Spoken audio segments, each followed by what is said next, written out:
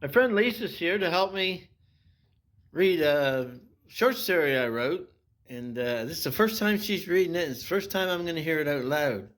So take your time, Lisa, and give it a read. I want to see what it sounds like for real.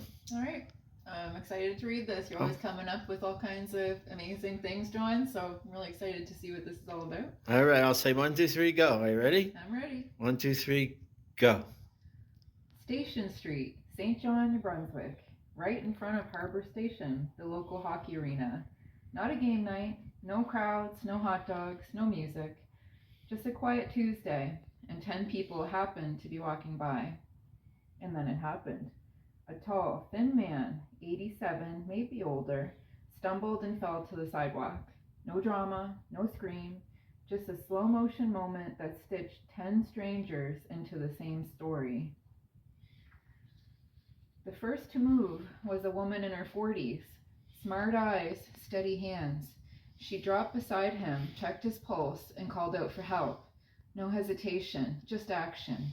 She was the heartbeat of that street for the next few minutes. 3 older ladies were next. Big coats, tight curls, and opinions, lots of opinions. They didn't help, but they watched. Drunk, homeless, not with those shoes, those are $300. One thought he might have gotten them from a thrift shop, and from there the speculation ran wild. Some folks need answers more than they need facts. Then came the big man, over 6 feet, easy 300 pounds.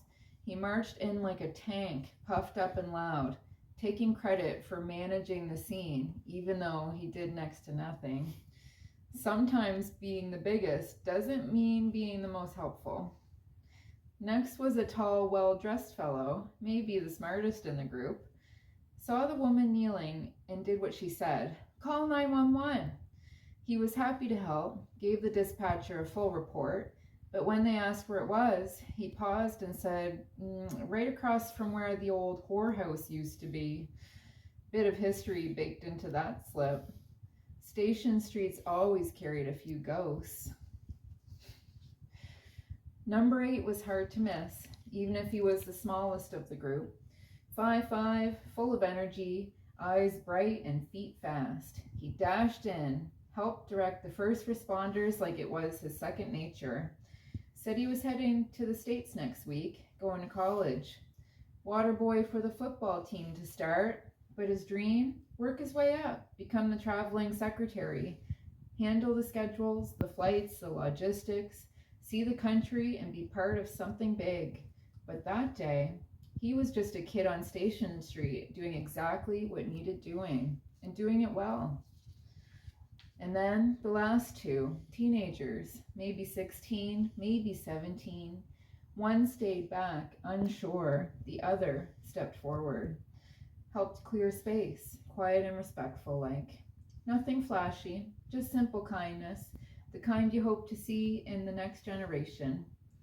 When the paramedics arrived, it all shifted.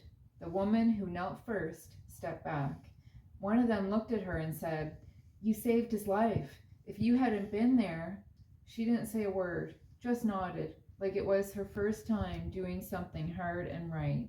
Wasn't her first time. The tall, thin man, maybe 87, maybe older, had a name once known across St. John. He was a family doctor. Years ago, he worked in the city with quiet compassion, making house calls, delivering babies, listening more than he spoke. Once a week, he'd walk to the edge of town, to a house everyone knew, but few dared speak of, a place where women worked behind drawn curtains. He didn't go there as a client. He went with his doctor's bag, checked their blood pressure, made sure they were healthy. He didn't charge them, didn't ask questions, didn't preach.